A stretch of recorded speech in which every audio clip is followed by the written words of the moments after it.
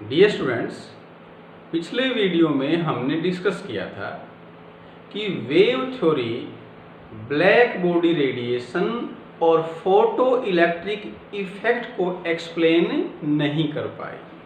तो इन कंसेप्ट्स को एक्सप्लेन करने के लिए प्लांक ने थ्योरी दी। ये साइंटिस्ट थे मैक्स प्लांक, जर्मन साइंटिस्ट थे। इन 1900 उन्होंने एक थ्योरी प्रपोज की जिसका नाम है प्लांक्स क्वांटम थ्योरी। हम इस थ्योरी के पोस्टुलेट्स को एक्सप्लेन कर रहे हैं।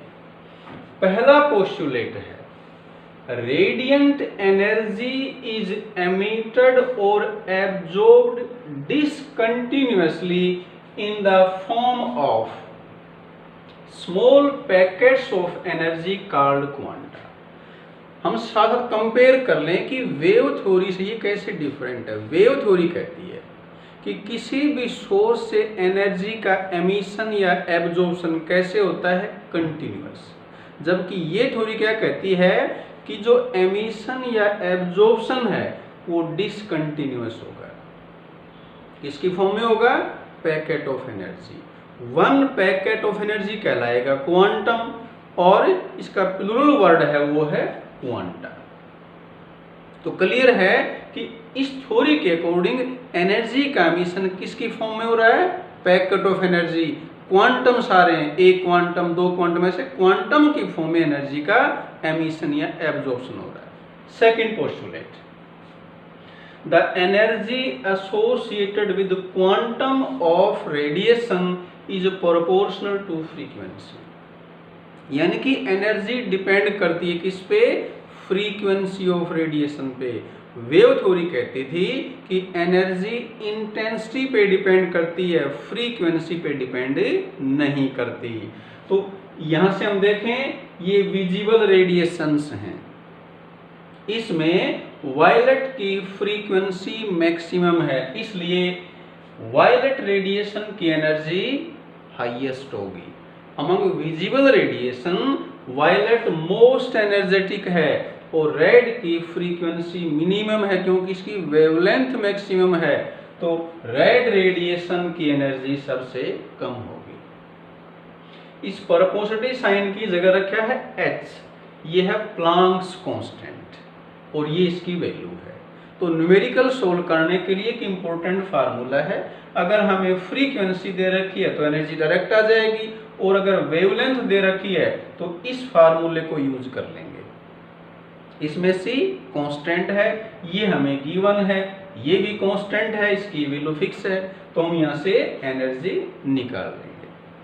तीसरा पोस्टुलेट है ए बॉडी कैन एमिट और absorb energy in terms of integral multiple of quantum. इसका मीनिंग ये है कि किसी भी सोर्स से एनर्जी का एमिशन है या एब्जॉर्प्शन है तो जो क्वांटम्स आएंगे वो क्वांटम किस में आएंगे? Integral multiple. ये n की वैल्यू है, ये होल नंबर आएगी तो क्वांटम कंप्लीट आएंगे, हाफ नहीं होगा। 1.5 क्वांटम नहीं आएगा, हमेशा क्या आएगा? 1 क्वांटम आएगा, 2 क्वांटम, इस तरीके से। एक बात और ध्यान रखें, लाइट के केस में जो एनर्जी का पैकेट उसको क्या नाम दिया है? फोटोन। तो फोटोन और क्वांटम ये दोनों क्या हैं? ये पैकेट ऑफ एनर्जी हैं। इन केस ऑफ लाइट उसी क्वांटम को क्या नाम दे रखा है? फोटोन। और आखिरी में हमने डिफाइन किया है आइंस्टीन ऑफ एनर्जी। क्या है ये? Energy associated with 1 mole of quanta या फोटोन। 1 मोल फोटॉन्स की या क्वांटा की एनर्जी क्या कहलाती है? 1 आइंस्टीन। ये इसका फार्मूला है। यहाँ पर n अवोगाड्रो नंबर है, h प्लांक्स कांस्टेंट है, न्यू क्या है? फ्रीक्वेंसी। न्यूमेरिकल्स में कई बार हमें इलेक्ट्रॉन वोल्ट में एनर्जी गिवन होती है, उसको हमने जूल में कन्वर्ट करना है।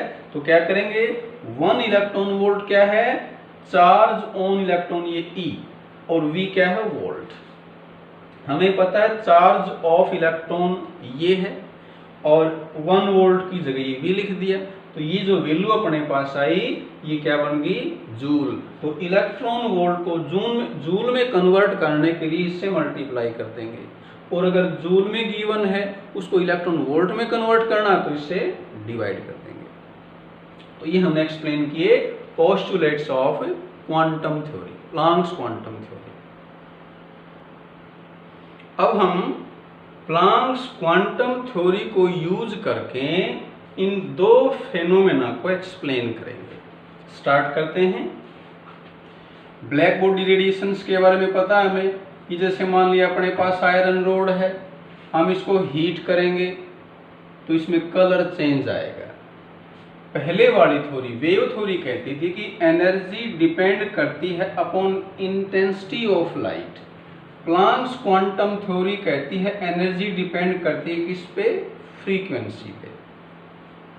अब हमने इस आयरन रोड को हीट किया,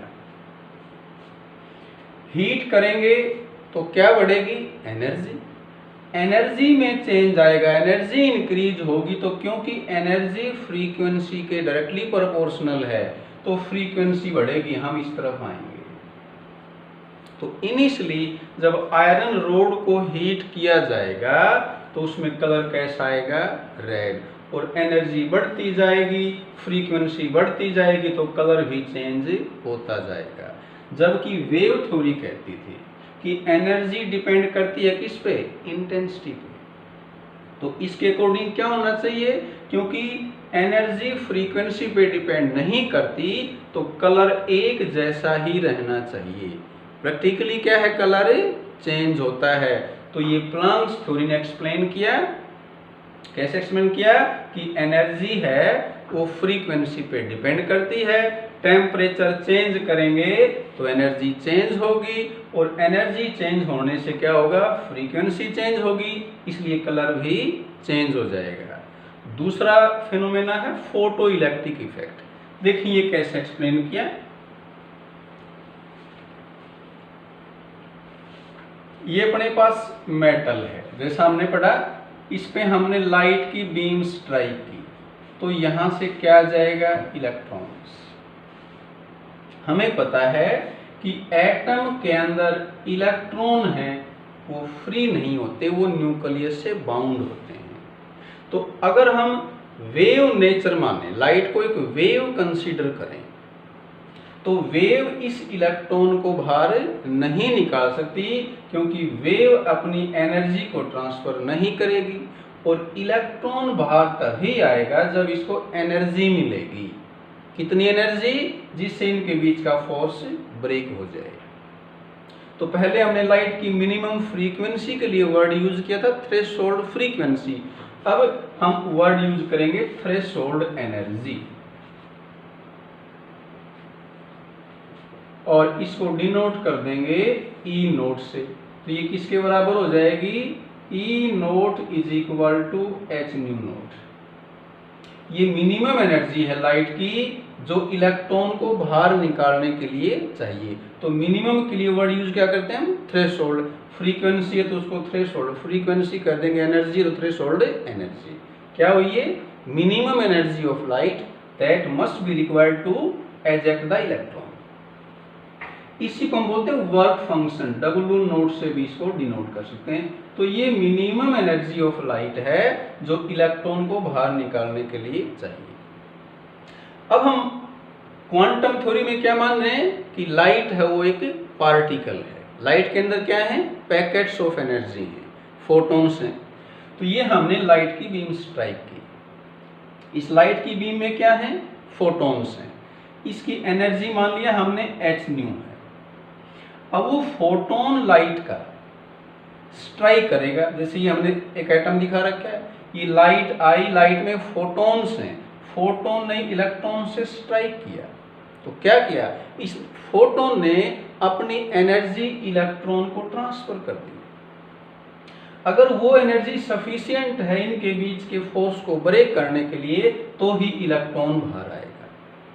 तो हम इस कंसेप्ट को, इस थ्योरी को यूज करके एक्सप्लेन कर सकते हैं कि एक मिनिमम फ्रीक्वेंसी, एक मिनिमम एनर्जी की लाइट स्ट्राइक करके इलेक्ट्रॉन का एमिशन पॉसिबल है।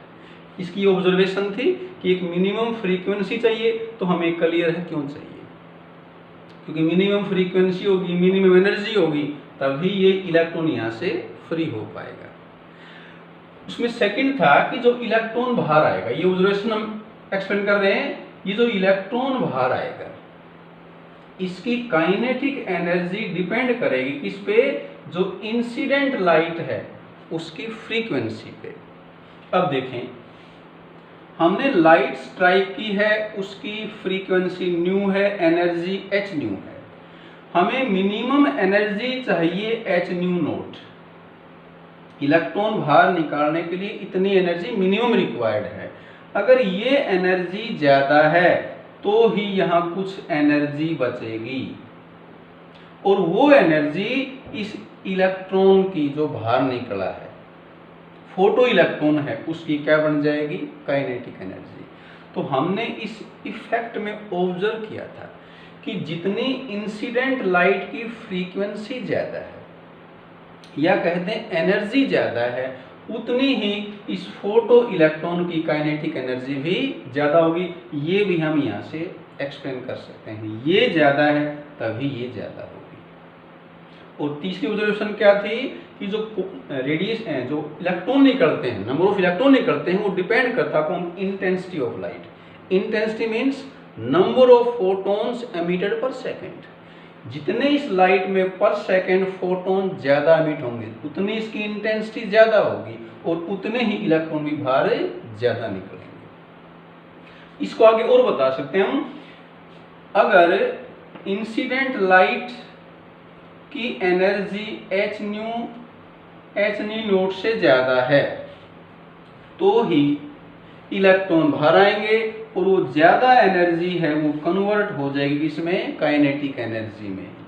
दूसरा केस हम कह सकते हैं कि अगर इंसिडेंट लाइट की एनर्जी थ्रेशोल्ड वैल्यू के बराबर हो, जितनी वैल्यू चाहिए उसके बराबर ही एनर्जी हम सप्लाई करें, उसी एनर्जी की लाइट स्ट्राइक करें, तो इलेक्ट्रॉन क्या होगा, वो जस्ट सरफेस पे आ जाएगा, उसके पास कोई एनर्जी नहीं है, तो वो इलेक्ट्रॉन आगे मूव नहीं करेगा।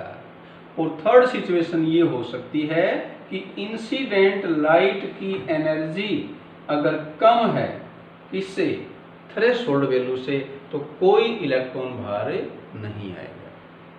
तो ये आइंस्टीन ने एक्सप्लेन किया था by using Planck's quantum theory, किसको, फोटो इलेक्ट्रिक इफेक्ट को। अपना टॉपिक आज का हम इतना ही कंप्लीट करते हैं। Thank you.